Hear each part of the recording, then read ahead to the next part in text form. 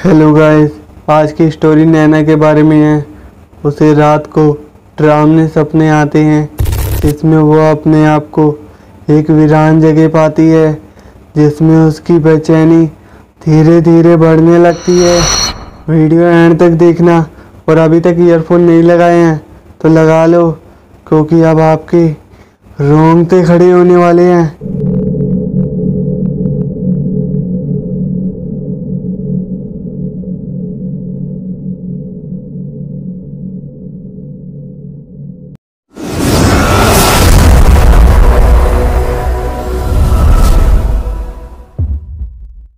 नैना अपनी बुआ के घर कैलिफोर्निया आई हुई थी। कुछ समय बाद नैना ने कॉलेज ज्वाइन कर लिया। काफ़ी एक्साइटमेंट थी। नैना के दोस्त भी बन गए थे और रेगुलर क्लासेस चल रही थी। हर दिन कुछ नया खास हो रहा था। लेकिन एक दिन नैना को रात में ड्रीम आया। उस दिन रात के करीबन 12 बजे थे। नैना अपने बेड पर चैन की नींद सो रही थी। कमरे में सन्नाटे के अलावा और कुछ भी नहीं था।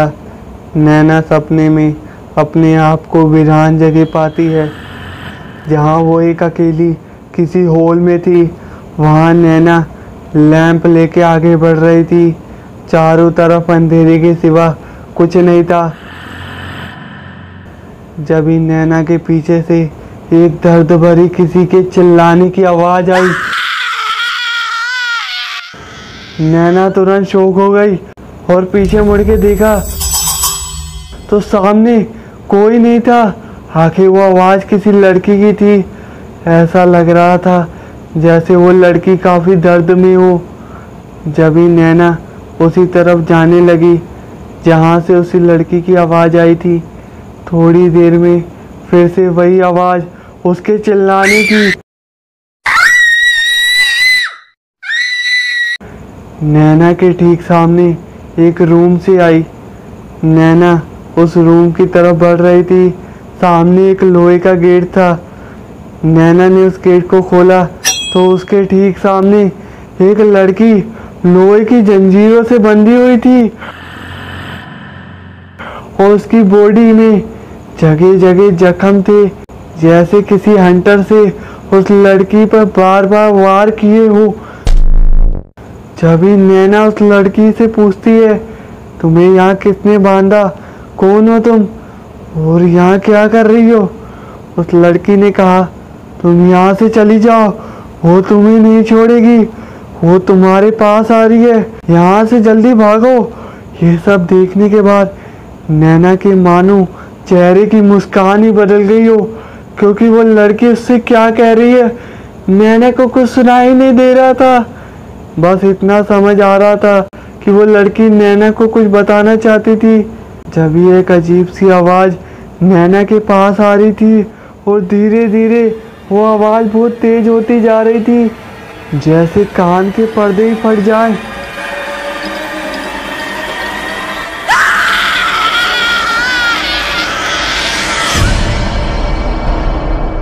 नैना तुरंत चिल्ला पड़ी और चिल्लाते हुए अपनी बेड से उठी।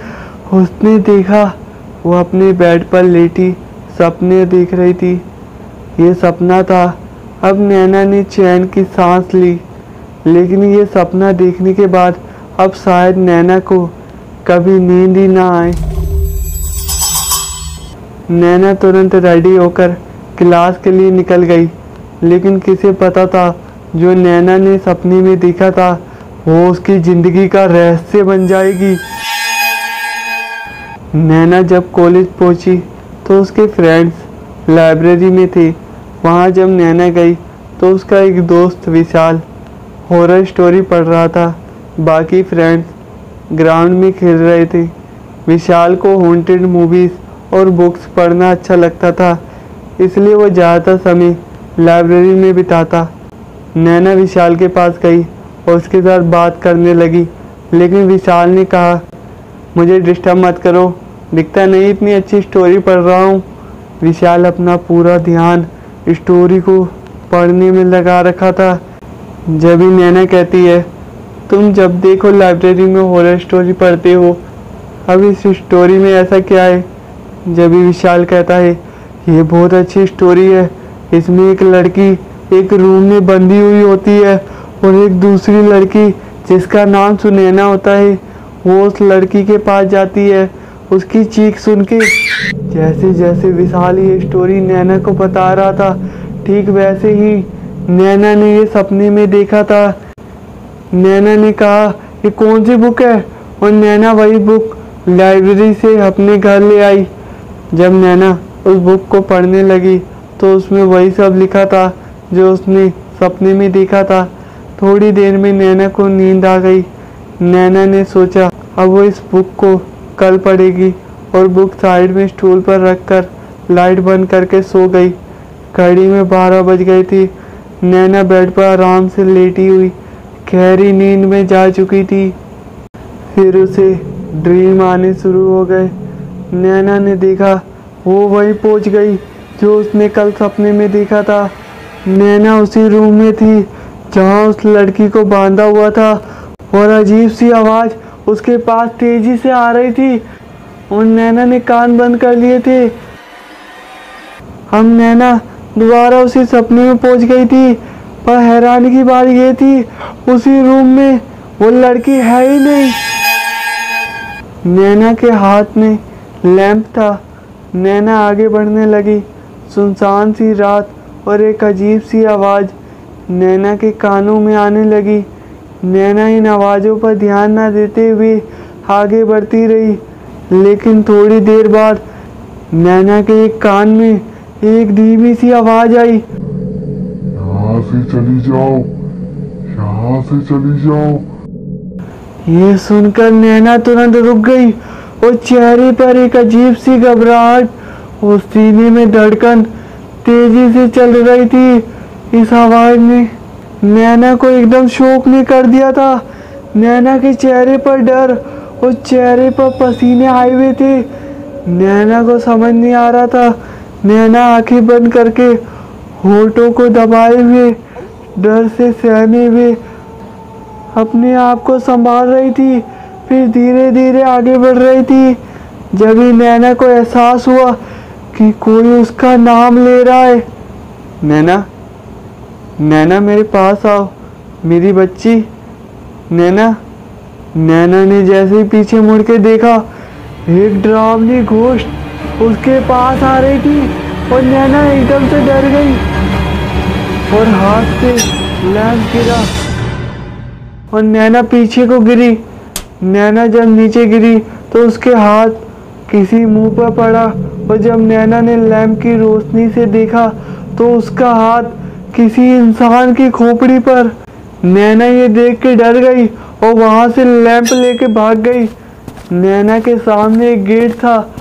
नैना वहां से भागते हुए उस घर से बाहर आ गई और हाँफ रही थी। रात का समय था और ऊपर काले बादल छाए हुए थे।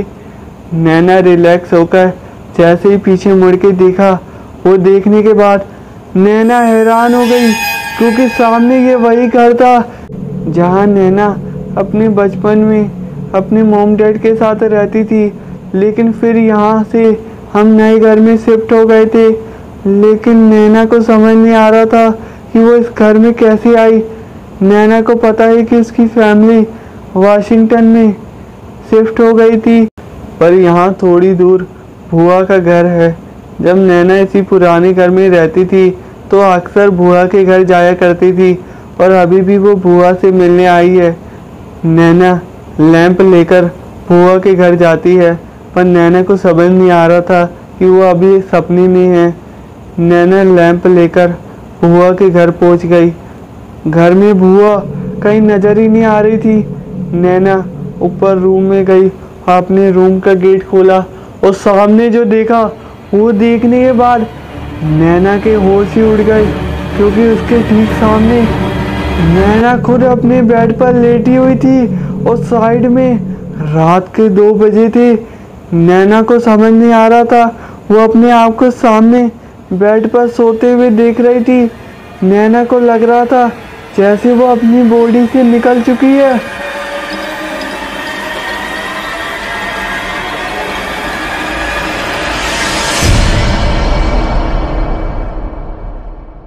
आखिर ये कैसे हो सकता है।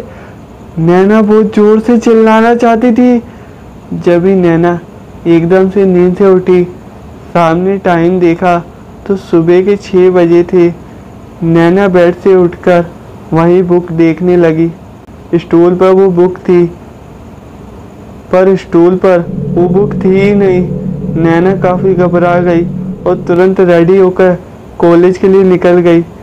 नैना अपने सपने से काफ़ी परेशान थी। जब भी वो दोबारा लाइब्रेरी गई, वहाँ विशाल बैठा हुआ चुपचाप अपना ध्यान हॉन्टेड बुक पढ़ने में लगा रखा था। इस बार विशाल कोई न्यू स्कैरी बुक पढ़ रहा था। नैना ने विशाल से बात की।